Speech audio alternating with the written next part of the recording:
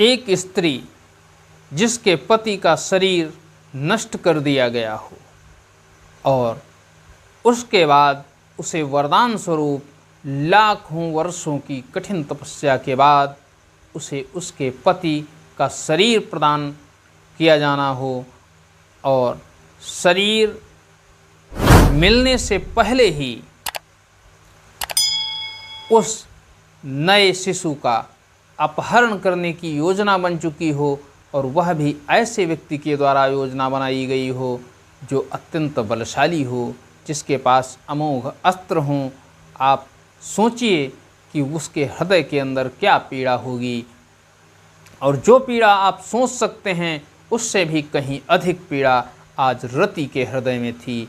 और रति जो देवर्षि नारद से प्रार्थना कर रही थी कि हे देव, अभी तो वह क्षण भी नहीं आया है जब मैं अपने पति को देख सकूंगी, और उससे पहले ही हमारे पति का संहार करने के लिए ये उनके शत्रु पहले से ही विद्यमान हैं। तब नारद जी कहते हैं कि हे देवी, ये जो भी आप सोच रही हैं वह सत्य है, लेकिन विधि के विधान को इस संसार में कोई टाल नहीं सकता है। और आप चिंता न करें, क्योंकि आपको पहले ही ज्ञात है कि आपके पति का जन्म ही इस संकट को समाप्त करने के लिए ही हो रहा है। आपके पति प्रद्युम्न का जन्म इस संभरासुर का अंत करने के लिए ही हो रहा है। उसके लिए जो भी चेष्टाएं उसके द्वारा की जाएंगी उनमें वह सफल नहीं होगा। तब जाकर रति को थोड़ा सा साहस मिलता है और वह कुछ धैर्य धारण करके उन सारी क्रियाओं को देखने लगती है। मित्रों, माता रुक्मिणी के गर्भ से एक शिशु का जन्म होता है जो कि अत्यंत ही तेजवान, पराक्रमी, मन को मोह लेने वाला, जो भी उसको देखता है बस उसी का हो जाता है। वह भी अपने पिता मुरली मनोहर श्याम सुंदर कृष्ण कन्हैया भगवान श्री कृष्ण की तरह ही मनमोहक है। प्रभु श्री कृष्ण और माता रुक्मिणी के गर्भ से उत्पन्न वह पुत्र यदुकुल में पहला राजकुमार है, यदुकुल का भविष्य है, क्योंकि इससे पहले बलराम जी को भी कोई पुत्र नहीं हुआ था और ना ही प्रभु श्री कृष्ण की अन्य रानियों के कोई पुत्र था।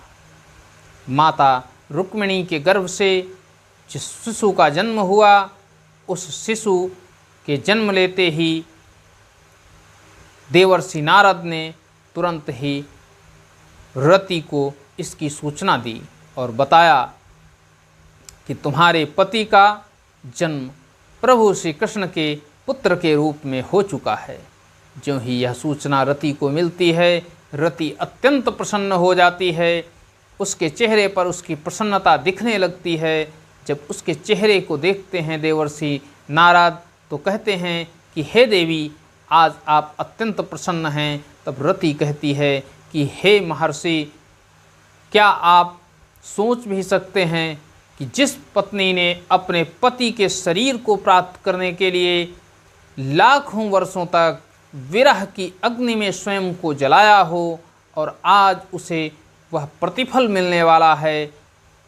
आज मेरे लिए वह क्षण है, वह दिन है जो मैंने अपने जीवन में ऐसा आनंद कभी भी प्राप्त नहीं किया है। आज उस दिन का मुझे लाखों वर्षों से इंतज़ार था और आज वह इंतज़ार हमारा, आज वह प्रतीक्षा हमारी समाप्त हो चुकी है। देवर्षि नारद कहते हैं, चलो तुम्हारी प्रतीक्षा समाप्त हुई, तुम्हें सुख मिला, अब मुझे भी सुख मिलने दीजिए। तो देवी रति उनसे पूछती हैं कि हे देवर्षि, आपको कैसे सुख मिलेगा? तो नारद जी कहते हैं, मुझे भी एक कार्य करना है और उस कार्य को करने के बाद मुझे भी सुख मिलेगा। देवी रति पूछती हैं कि हे महर्षि, ऐसा कौन सा कार्य है जिस कार्य को करने से आपको सुख की अनुभूति होगी। तो देवर्षि नारद कहते हैं कि तुम्हारे पति के जन्म की, श्री कृष्ण भगवान के पुत्र के जन्म की सूचना तुम्हें दी तो तुम्हें प्रसन्नता हुई, अब मुझे एक दूसरी जगह भी ये सूचना देनी है। रति कहती है कि आपको कहाँ सूचना देनी है, सारे लोग तो जान चुके हैं जिनको उनकी आवश्यकता है। तब देवर्षि नारद कहते हैं कि एक और भी व्यक्ति है जिसे उसकी आवश्यकता है, हमें उसको भी सूचना देनी है, और वह व्यक्ति है संभरासुर। ज्यों ही देवर्षि नारद के मुख से संभरासुर का शब्द निकलता है त्यों ही रति भयभीत होने लगती है और वह कहती है कि हे देव, अभी अभी तो हमारे पति ने जन्म लिया है, उनको शरीर प्राप्त हुआ है और आप उनकी मृत्यु का कारण संभरासुर को उनके जन्म से अवगत कराने जा रहे हैं।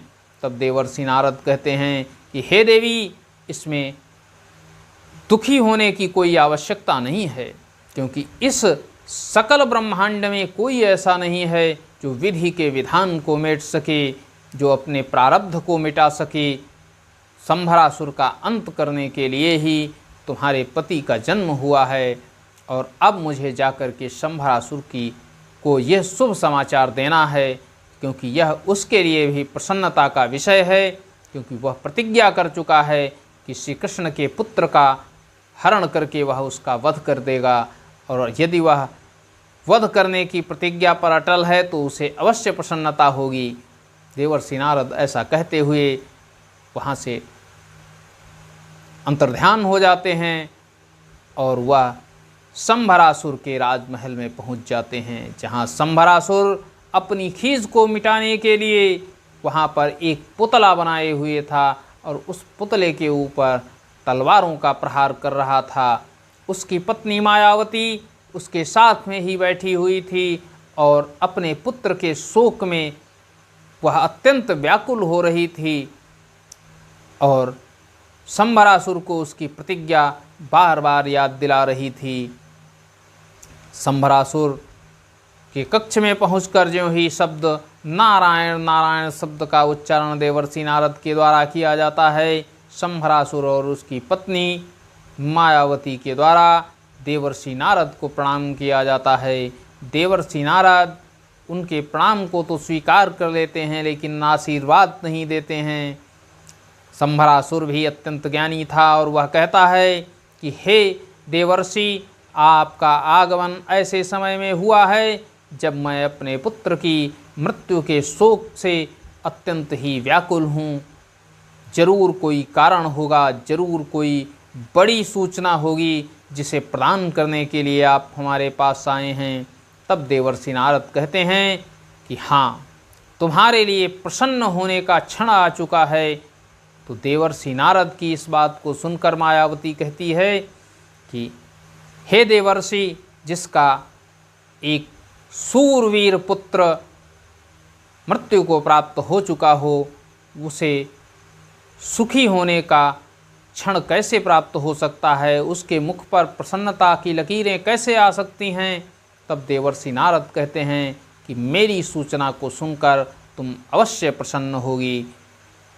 तब देवर्षि नारद बताते हैं कि तुम्हारे शत्रु मायावी कृष्ण के घर पर उनके पुत्र का जन्म हो चुका है। ज्यों ही प्रभु श्री कृष्ण के पुत्र का जन्म संभरासुर और मायावती सुनते हैं, त्यों ही वह दोनों अत्यंत प्रसन्न हो जाते हैं, क्योंकि अब उन्हें अपने पुत्र का बदला लेने का समय आ चुका था और वह कृष्ण और उनकी पत्नी रुक्मिणी के पुत्र को मारकर अपने पुत्र का बदला लेना चाहते थे। देवर्षि नारद उनको यह सूचना देने के बाद वहाँ से अंतर्ध्यान हो जाते हैं और संभरासुर उस योजना में लग जाता है कि किस तरह से प्रभु श्री कृष्ण के उस पुत्र को वहाँ से निकाल कर उसे मार दिया जाए। मित्रों, उसको योजना बनाते हुए 6 दिन व्यतीत हो जाते हैं। इसी बीच संभरासुर देखता है कि द्वारिका में उत्सव का माहौल है। तो वह कहता है कि उत्सव, द्वारिका में उत्सव, आज 6वां दिन है उसके पुत्र के जन्म का। इसका मतलब है आज उसका नामकरण होने वाला होता है, नामकरण हो रहा होगा, और वो उस पुत्र का नामकरण करवा रहे हैं जिसकी मृत्यु सुनिश्चित हो चुकी है। मित्रों, ये उसका भ्रम था, क्योंकि उसने जो प्रतिज्ञा की थी उसके अनुसार वो जानता था कि प्रभु श्री कृष्ण के पुत्र प्रद्युम्न का अंत होने वाला है। लेकिन उसे ये नहीं पता था जो आज स्वयं जगत्यंता जगदाधार का पुत्र बना है, उसका अंत कोई कैसे कर सकता है। इधर प्रभु श्री कृष्ण के घर पर, उनके महल में, उनकी बहन सुभद्रा अपने पति अर्जुन के साथ आई हुई हैं, और उनकी तीनों रानियां, साथ ही साथ दाऊ की पत्नी रेवती और अन्य सभी अतिथिगण वहाँ पर उपस्थित हैं। और उनके कुलगुरु के द्वारा उस बालक का नामकरण किया जाता है। नामकरण करने से पहले उसके गुणों के बारे में बताया जाता है, उसके भविष्य के बारे में बताया जाता है। और जब उसके भविष्य के बारे में उनके कुलगुरु बता रहे होते हैं तो वह उसको महापराक्रमी, असुर कुल घातक, कई तरह के उसके जो चरित्र की विशेषताएं थीं उनको बताते हैं। भविष्य में वो क्या करेगा इसके बारे में बताते हैं, लेकिन वो ये नहीं बताते हैं कि उसका अपहरण भी हो जाएगा, कोई उसको चुरा भी ले जाएगा, इसके बारे में नहीं बताते हैं। माता रुक्मिणी प्रभु श्री कृष्ण की तरफ देखकर अंतर्मन से ही पूछती हैं कि हे देव, आपकी कैसी माया है, आपने गुरुदेव को भी भ्रमित कर दिया है, और गुरुदेव उसके जन्म लेने के बाद उसके अपहरण के बारे में नहीं बता रहे हैं। तब प्रभु श्री कृष्ण कहते हैं कि जो कुलगुरु होता है वह सदैव शुभ ही बताता है और अशुभ को कम करने का ही प्रयत्न करता है। वह उसके लिए कोई न कोई युक्ति अवश्य कर रहे होंगे, भले ही वह विधि के विधान के विपरीत हो। माता रुक्मिणी और प्रभु श्री कृष्ण के बीच ये वार्ता हो जाती है, कोई जान नहीं पाता है इस वार्ता को। लेकिन मित्रों, प्रभु श्री कृष्ण और माता रुक्मिणी जब इस लोक में आए थे, मृत्युलोक में, तो उन्होंने अवतार लिया था, तो स्वाभाविक था वो मानवों की तरह ही आचरण करते, और उन आचरणों में वात्सल्यता भी थी, उन आचरणों में प्रेम भी था, उन आचरणों में क्रोध भी होना स्वाभाविक था। तो माता की अब जो ममता है उसके बारे में आप सुनिए। माता सब कुछ जानती हैं, लेकिन फिर भी अपने पुत्र के मोह में पड़ चुकी हैं। और उधर संभरासुर प्रद्युम्न का अपहरण करने के लिए लगातार योजनाएं बना रहा है, और उस योजना में उसकी पत्नी मायावती भी शामिल है। तो वह कहती है कि किस तरह से उसका अपहरण करेंगे। तो संभरासुर अपनी पत्नी मायावती से कहता है कि हे रानी, उसका अपहरण हमारा एक परम मायावी राक्षस है वह करेगा, जो कि मेरा दास है। तो मायावती तुरंत ही आग्रह करती हैं कि हे स्वामी, उसे शीघ्र बुलाइए, क्योंकि अब मुझसे एक क्षण भी रुका नहीं जाता। जब तक मेरे पुत्र का बदला पूर्ण नहीं हो जाएगा तब तक मैं अब अन्न जल नहीं ग्रहण करूंगी। तुरंत ही संभरासुर उनसे कहता है कि देवी, इस तरह का कठिन प्रण मत करिए, मैं उसका प्रबंध कर रहा हूँ। और वह तुरंत ही उस मायावी असुर का, मायावी राक्षस का आवाहन करता है। वह उसके सामने उपस्थित होता है और वह उसे प्रभु श्री कृष्ण के पुत्र नवजात शिशु प्रद्युम्न का अपहरण करने के लिए कहता है। तो वह मायावी असुर कहता है कि हे दैत्यराज, आप मुझसे एक छोटा सा कार्य करवा रहे हैं। यदि आपको करवाना ही था तो बताते, आप इंद्र का इंद्रासन ले आते, बताते आप तो हम स्वर्ग और पाताल को एक साथ मिला देते, ये बड़े कार्य आप हमको देते, इससे हमारी माया का अपमान होगा। तब संभरासुर कहता है कि नहीं, इससे तुम्हारी माया का अपमान नहीं होगा, तुम्हारा सम्मान हमारे बीच अत्यंत बढ़ जाएगा, क्योंकि तुम मेरे उस कार्य को करने वाले हो जिस कार्य के लिए मैंने तुम्हें चुना है। तब वह मायावी असुर उनसे आज्ञा मांगता है और उनको आज्ञा देती है अपने पुत्र की मृत्यु से परेशान मायावती। और मायावती कहती है कि उस कृष्ण और रुक्मिणी के पुत्र को वहाँ से लेकर के आओ और ध्यान रहे कोई दूसरा जान ना पाए। लेकिन एक वो मायावी असुर जो कि कई मायावी शक्तियों से संपन्न था, उसके अंदर भी तो एक अहंकार था। वो तो सोचता था कि ये सामान्य कार्य है, मैं जाऊंगा और तुरंत ही उसका हरण कर लाऊंगा। वो मायावी असुर द्वारिका के लिए प्रस्थान करता है और द्वारिका में आकर के जब देखता है, क्योंकि अभी तो किसी को ये ज्ञात ही नहीं था कि प्रद्युम्न के जीवन को भी खतरा है, उसका भी अपहरण हो सकता है। तो जब वह आता है तो वह सैनिकों को बेहोश कर देता है, निद्रा में सुला देता है और सीधे माता रुक्मिणी के कक्ष में जाता है और वहाँ से पालने सहित ही प्रद्युम्न को उठाकर चल देता है। मित्रों, इस समय द्वारिका में नामकरण के समय आए हुए अर्जुन और उनकी पत्नी सुभद्रा भी वहाँ पर विद्यमान हैं। जब वो लेकर चल देता है तो प्रद्युम्न, जो कि एक शिशु हैं, शिशु के रूप में हैं, वो रोदन करने लगते हैं और उनके रोदन करने की आवाज़ जब सुभद्रा जी के कानों में जाती है तो वह तुरंत ही जाग जाती हैं और अर्जुन को जगाती हैं और कहती हैं कि हे स्वामी उठिए, प्रद्युम्न की रोने की आवाज़ आ रही है। तो अर्जुन कहते हैं वो अभी शिशु है, भूखा होगा, शायद भाभी सो गई होंगी, इसकी वजह से उसे दुग्धपान नहीं कराया होगा। तब सुभद्रा जी कहती हैं कि नहीं स्वामी, उसकी आवाज़ भाभी के कक्ष से नहीं आकर के बल्कि आसमान से आ रही है। जब ये बात सुनते हैं अर्जुन तो वह तुरंत ही अपने शस्त्र लेकर के बाहर निकलते हैं। तभी बाहर देखती हैं सुभद्रा जी कि वो आकाश मार्ग से एक असुर उनके भतीजे को लेकर जा रहा होता है। तभी उसका करुण क्रंदन सुन करके माता रुक्मिणी भी जाग जाती हैं और वह भी वासुदेव से आग्रह करती हैं। वासुदेव भी तुरंत ही धनुष बाण लेकर आ जाते हैं, लेकिन अर्जुन के द्वारा वासुदेव को सरसंधान करने से रोक दिया जाता है और अर्जुन कहते हैं कि ये छोटा सा कार्य मुझे करने दीजिए।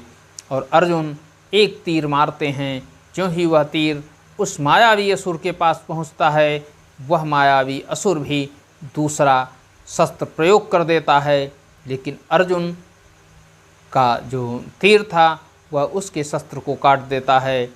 इसी बीच वह कई अस्त्रों का प्रयोग करता है, लेकिन अर्जुन सबको काट देते हैं और अंत में एक दिव्यास्त्र से उस मायावी राक्षस का वध कर देते हैं। ज्यों ही उसका वध करते हैं, उसके हाथों से वह बालक जो कि पालने में था वो पालना सहित छूट जाता है।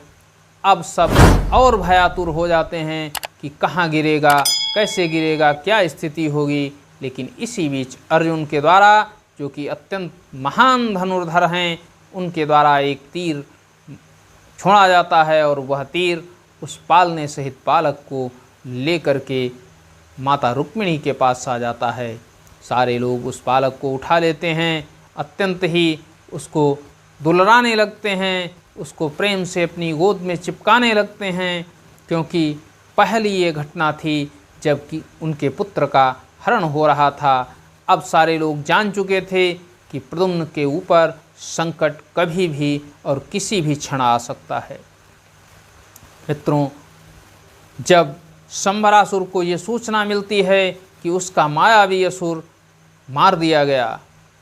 तब उसे विश्वास नहीं होता है। वह कहता है कि वह कोई सामान्य असुर नहीं था, वह मेरा सबसे शक्तिशाली असुर था और अत्यंत ही मायावी था। उसके पास भी मुझसे कम माया नहीं थी, वह कोई भी रूप धारण कर सकता था। फिर उसे कैसे मार दिया गया? जब उसके गुप्तचर सारी सूचना उसे बताते हैं तब वह अत्यंत ही दुखी होता है, लेकिन दुखी होने के साथ साथ वह क्रोधित हो जाता है और क्रोध में ही वह एक दूसरे असुर को बुलाता है। मित्रों, इधर प्रभु श्री कृष्ण के द्वारा जब देखा जाता है कि उनके पुत्र के ऊपर ये वार प्रतिवार किए जा रहे हैं, उसके अपहरण करने का प्रयत्न किया जा रहा है, लेकिन प्रभु श्री कृष्ण कुछ भी नहीं करते हैं, क्योंकि वह तो जानते हैं कि उनके पुत्र के द्वारा ही संबरासुर का अंत होना है, तो वह तो कुछ नहीं करते हैं। लेकिन बलराम जी अत्यंत क्रुद्ध हो जाते हैं और वह अपनी जो सुरक्षा व्यवस्था है उसको बढ़ा देते हैं और भगवान श्री कृष्ण को भी डांटने लगते हैं और कहते हैं कि जब तुम्हारे पास पुत्र है तो तुम दोनों को सोने की क्या आवश्यकता है, क्यों सो गए थे? तब प्रभु श्री कृष्ण उनसे हाथ जोड़कर प्रार्थना करते हैं कि हे दाऊ, आप हमें क्षमा करें। तब दाऊ कहते हैं कि अब हमारे भतीजे की सुरक्षा का दायित्व तो तुम्हारे ऊपर नहीं, बल्कि मुझे स्वयं लेना होगा, और अब मैं प्रत्येक क्षण जागृत रहकर उसकी रक्षा करूंगा, उसकी सुरक्षा का प्रबंध करूंगा। सुरक्षा की जो व्यवस्था थी उसको चाक चौबंद कर दिया जाता है। बलराम जी स्वयं सुरक्षा का भार अपने कंधों पर लेते हैं और इधर दूसरी तरफ जो संभरासुर है वह एक नए प्रलयासुर का आवाहन करता है और प्रलयासुर के द्वारा कहा जाता है कि हे दैत्यराज, क्या आदेश है?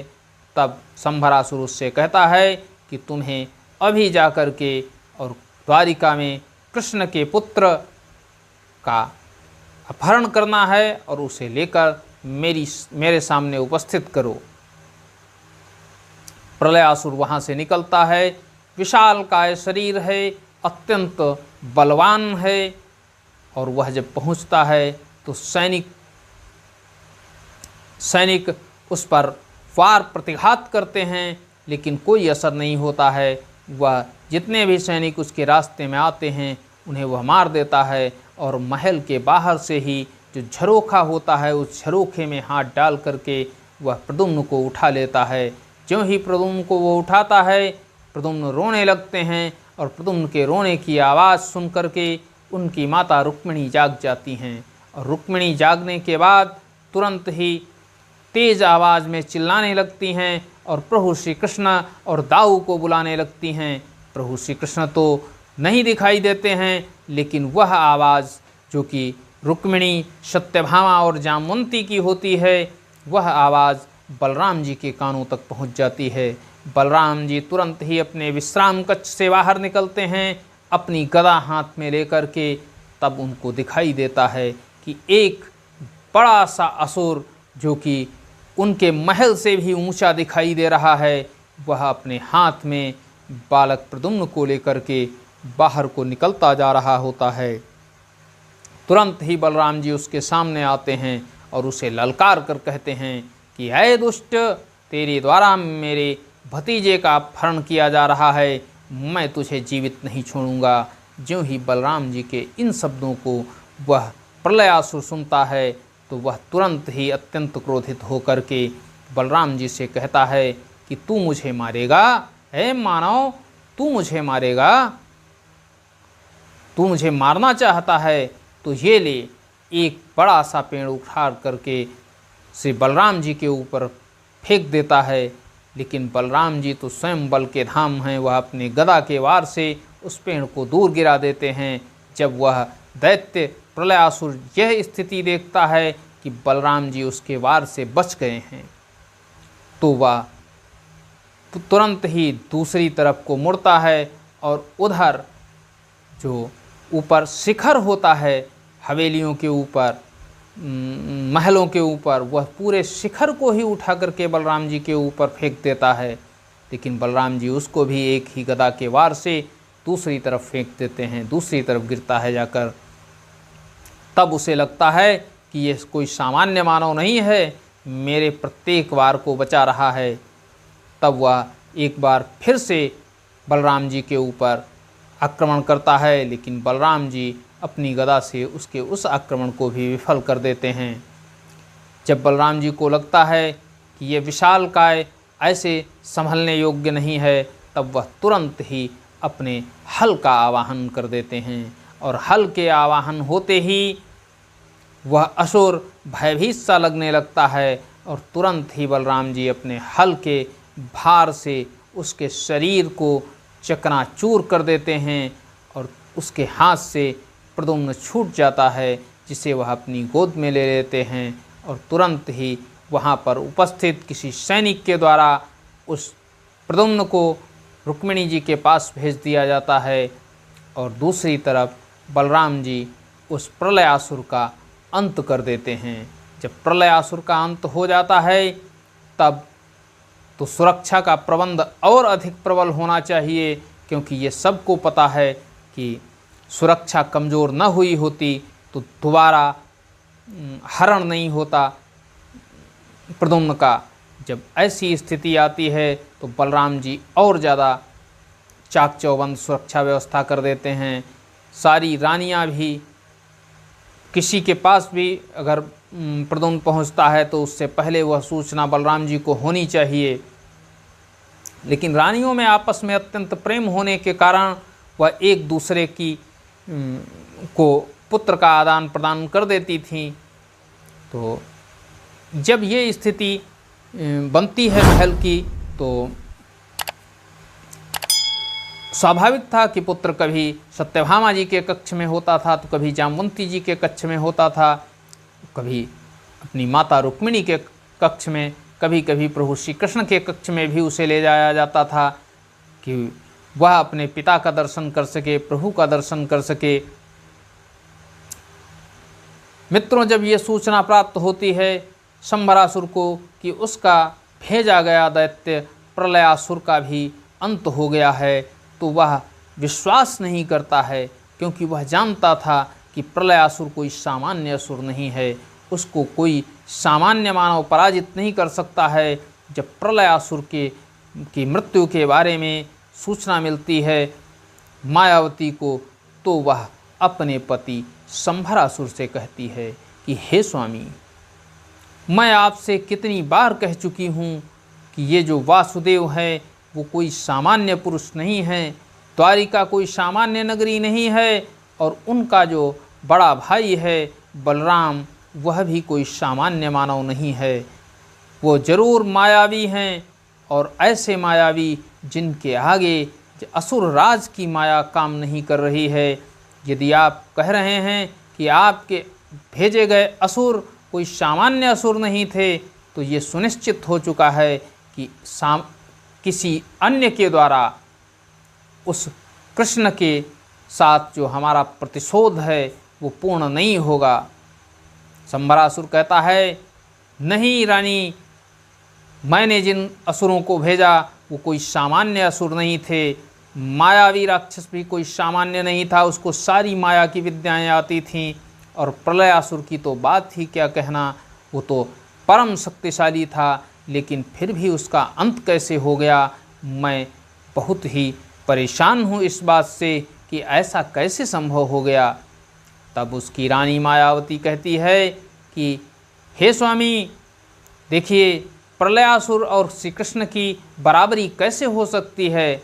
श्री कृष्ण स्वामी हैं द्वारिका के, और प्रलयासुर आपका दास था, तो वो तो बराबरी ही नहीं थी, उनका अंत तो होना स्वाभाविक था।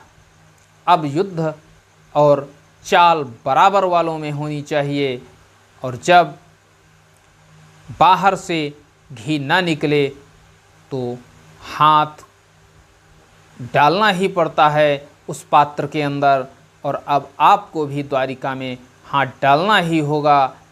आप समझ रहे हैं ना कि मैं क्या कहना चाह रही हूँ। शंभरासुर कहता है कि हाँ मैं समझ रहा हूँ। तो मायावती कहती है फिर आपका जो क्रोध है वह तो आपको और ज़्यादा शक्ति प्रदान कर रहा है, इसलिए इस क्रोध का सदुपयोग करो, इसका प्रयोग सही मार्ग में करो। तब संभरासुर कहता है कि हे देवी, तुमने मुझे सही रास्ता चुनने का ज्ञान प्रदान किया है, तुम वास्तव में हमारी पत्नी कहलाने योग्य हो, और मैं इस क्रोध का प्रयोग स्वयं द्वारिका पर करूँगा और प्रद्युम्न का हरण कर लूँगा। जब ऐसी बातें संभरासुर और उसकी पत्नी के बीच हो रही होती हैं कि तभी दूसरी तरफ बलराम जी सुरक्षा व्यवस्था को और चाक चौबंद किए हुए हैं। रानियों के कक्ष में चारों तरफ पहरा है कि कोई भी अगर परछाई तक दिखाई दी जाए तो उसका तुरंत ही उस पर वार किया जाना चाहिए और उसकी एक एक सूचना बलराम जी को प्रदान की जानी चाहिए। इधर जब संभरासुर स्वयं प्रद्युम्न जी का अपहरण करने के लिए तैयार होता है, तब यह उसका जो भाव होता है उसको प्रभु श्री कृष्ण जान जाते हैं, और प्रभु श्री कृष्ण अपने कक्ष के अंदर ही बैठे हुए हैं और वहीं से संभरासुर की उस विक्षिप्त अवस्था को देखते हैं और मुस्कराने लगते हैं। माता रुक्मिणी भी इन सारी चीज़ों को जान जाती हैं, लेकिन वो तो माता हैं।